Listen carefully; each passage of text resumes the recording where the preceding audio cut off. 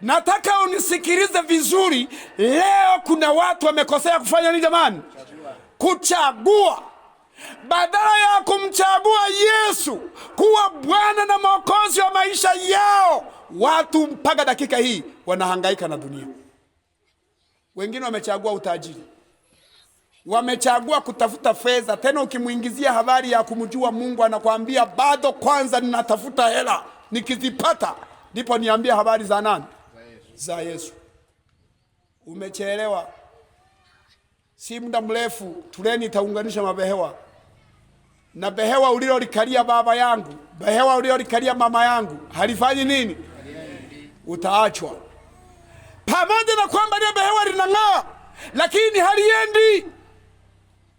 Linamaanisha nini? Pamoja na maisha ulionayo ya hapa duniani yanang'aa, lakini bila Yesu hilo behewa halifanyi nini jamani?